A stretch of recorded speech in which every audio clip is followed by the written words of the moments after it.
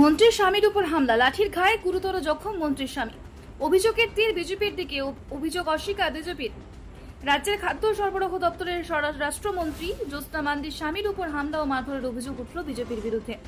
গতকাল রাতে মন্ত্রী স্বামী তুহিন মান্ডির উপর হামলার অভিযোগ ওঠে বাঁকুড়ার খাগড়া বাজারে। ঘটনায় অভিযোগের আঙুল সোজাসুজি বিজেপির দিকে। ঘটনায় বিজেপি 6 বিজেপি কর্মীকে গ্রেপ্তার করেছে খাগড়া থানার পুলিশ। সমস্ত অভিযোগ অস্বীকার করেছে বিজেপি। রাজ্যের খাদ্য সরবরাহ দপ্তরের রাষ্ট্রমন্ত্রী জ্যোৎস্না মান্ডির অভিযোগ, গতকাল সন্ধ্যার কিছু পরে বাঁকুড়ার খাগড়া বাজারে লাঠিসোঁটা নিয়ে জমায়েত করছিলেন বিজেপির বেশ কিছু লোকজন। সেই সময় মুদিখানার সামগ্রী কিনতে বাজারে যান মন্ত্রী জ্যোৎস্না মান্ডির স্বামী তুহিন মান্ডি। অভিযোগ, বাজার করার সময় আচমকাই বিজেপির 15 থেকে 16 জন কর্মী লাঠিসোঁটা নিয়ে তার স্বামীর উপর হামলা চালায়। পিঠে ও ডান হাতে গুরুতর আঘাত পান মন্ত্রীর স্বামী। খবর পেয়ে তড়িঘড়ি তাকে উদ্ধার করে গতকাল রাতে খাগড়া মহকুমা হাসপাতালে নিয়ে যাওয়া হয়। প্রাথমিক চিকিৎসার পর তাকে ছেড়ে দেওয়া হয়।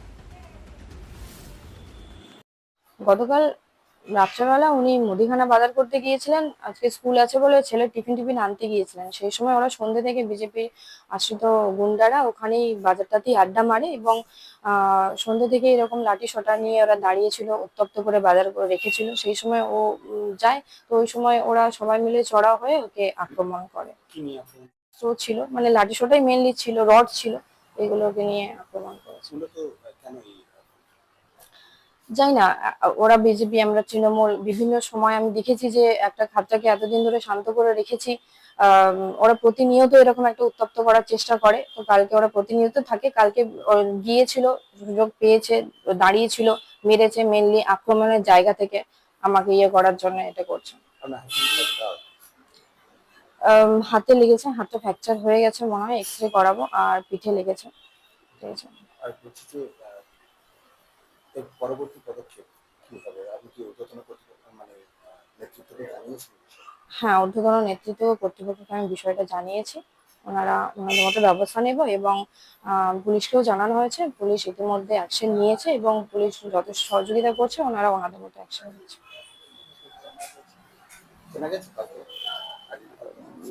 অনেকজন তো ছিল ওই জায়গাটাতে একসাথে, তো ওনারা দেখছে।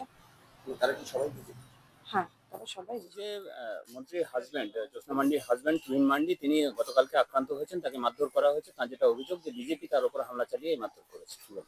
এর সঙ্গে ভারতীয় জনতা পার্টির কোনো কার্যকর্তা যুক্ত নয়। আমরা কিছুদিন আগেই দেখলাম পাম্পের মোড়ে, আর তৃণমূলকে মারছে। তারা নিজেরাই মারধর করছে। গতকালকে রাত্রিবেলায় আমরা দেখতে পেলাম যে আচমকা খাতড়া বাজারে র্যাব নামলো, আর সেখানে তৃণমূলের অনেক গুন্ডা বাহিনী তারা লাঠি সোঁটা নিয়ে তারা ঘুরতে শুরু করেছে। রাত্রির অন্ধকারে কে বা কাকে মেরেছে সেটা কে বলবে? র্যাপও লাঠি চালিয়েছে, র্যাপের দ্বারা আঘাত হয়েছে তার কোনো মানে নেই। ভারতীয় জনতা পার্টির কোনো কার্যকর্তা এর সঙ্গে যুক্ত নয়। ভারতীয় জনতা পার্টির কার্যকর্তারা এই ধরনের কার্যকলাপ চালায়নি। একটি ভিডিও দিয়ে দাবি করা হচ্ছে যে বিজেপির লোকজন লাঠি সোঁটা নিয়ে দাঁড়িয়ে রয়েছে, জমায়েত করে রয়েছে।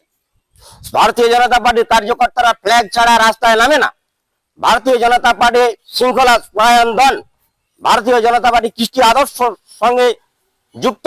ভারতীয় জনতা পার্টির কার্যকর্তারা এই ধরনের কার্যক্রম কোনো করেনি। তাহলে মারধর কারা করলো কি? সম্পূর্ণ মিথ্যা কথা, এটা রটানো হচ্ছে। আর সেই কারণে ভারতীয় জনতা পার্টির কার্যকর্তাদের বিরুদ্ধে মিথ্যা ভাবে অভিযোগ করা হয়েছে এবং পুলিশ তাদেরকে গ্রেপ্তার করে আজকে কোর্টে নিয়ে এসছে। দীপক কুমার দাস, ভারতীয় জনতা পার্টি বাঁকুড়া জেলা সম্পাদক। কজনকে অ্যারেস্ট করেছে? 6 জনকে নিয়ে এসছে।